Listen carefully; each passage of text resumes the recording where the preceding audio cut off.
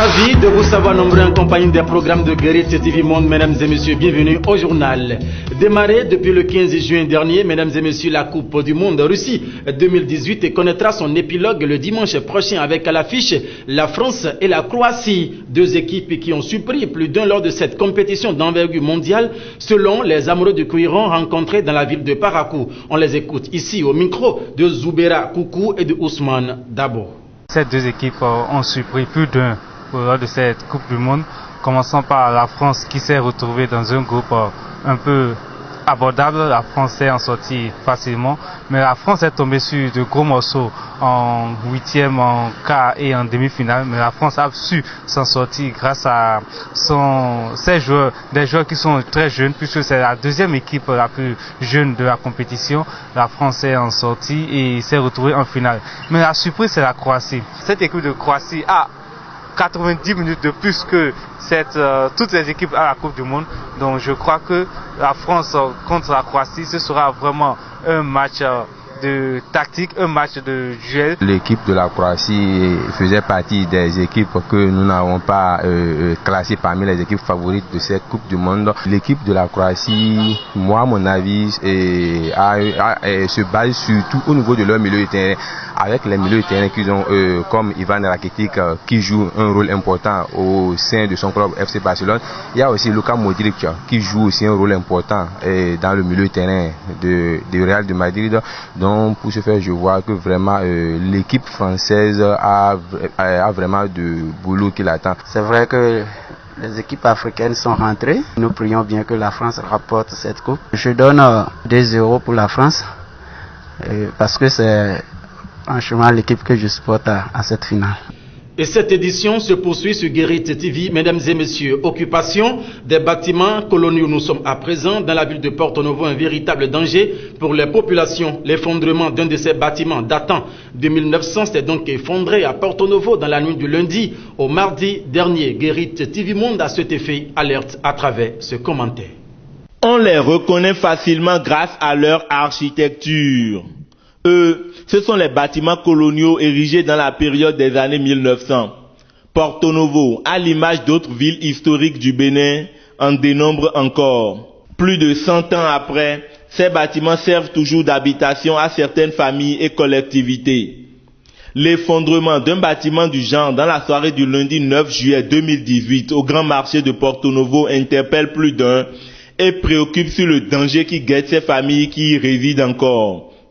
Il faut le reconnaître, certains de ces bâtiments ont été réfectionnés, à l'image de celui de la médiature et de l'Assemblée nationale. Mais qu'en est-il de ces bâtiments dont les familles n'ont pas les moyens de les réfectionner? Le pire est à craindre, car, âgés du centenaire et sous le poids des intempéries de la nature, ces vieux murs peuvent céder à tout moment.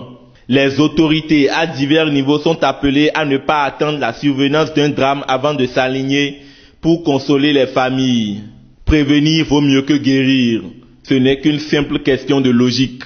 Et cette édition se poursuit sur Guérit TV Monde, mesdames et messieurs. L'état de dégradation des voies dans nos communes, on en parle encore. Et cette fois-ci, c'est le tronçon qui quitte le Carrefour à Gata dans le feu tricolore qui mène à l'école primaire publique de cette localité, passant par le marché Kwetukwemene qui végète dans un état de dégradation très avancé. Une équipe de reportage de l'antenne régionale au même plateau de Guérit TV Monde basée à Porto Novo a effectué une descente sur les lieux pour le constat que voici. Existeront-elles de pistes praticables dans les départements de Lomé et du Plateau? Difficile de répondre à cette interrogation, car, en plus des voies principales, les pistes secondaires ne sont pas logées à la bonne enseigne dans le département. C'est le cas de ce tronçon qui quitte le Carrefour Agata dans la commune d'Adiara et mène au complexe scolaire de la localité. Accéder à cette voie jonchée de nids de poules, de trous béants, représente un véritable parcours de combattant pour les usagers. Vraiment, l'état de voie est vraiment dégradant. C'est une voie qui est impraticable au cours de la saison pluvieuse. Nous souffrons trop sur ce tronçon à cause des trous et morceaux de briques qui s'y trouvent.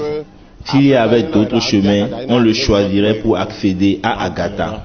Outre ce tronçon, celui du marché Kwetukwemene est aussi dans un état de dégradation alarmant. Impuissants devant la situation, les usagers interpellent. Je veux que les autorités fassent un clin d'œil à cette voie. Quand nous nous rapprochons des autorités, ils viennent voir l'état de la voie et nous rassurent de sa réfection. Seulement, cela tarde. S'ils peuvent nous aider rapidement, nous aurons de la voie pour convaincre les populations au moment opportun. Ces deux axes sont très pratiqués par les usagers. Les aménager serait donc salutaire. Dans l'actualité à présent, mesdames et messieurs, que pense l'ancien député à l'Assemblée nationale El Hadji Yakubu Malehos au sujet du référendum en vue de revoir les 4 points proposés par le bloc de la majorité parlementaire? Guérit TV Monde lui a tendu son micro et voici ce qu'il répond. Nous souffrons dans le pays, tout le monde le sait. Les partenaires qui avaient l'habitude de nous aider, il semblerait qu'ils sont fatigués. La cause est que nous n'avons pas une cour de compte. Et pour pouvoir lutter contre la corruption, sans la cour des comptes, on ne peut rien faire. Si vous prenez 10 Béninois qui ont détourné de l'argent dans les sociétés d'État ou bien dans nos ministères, à peine vous allez trouver une seule femme. Les femmes cherchent toujours leur honneur. Donc si ces femmes-là sont bien positionnées dans nos institutions, je crois que cela va changer beaucoup de choses.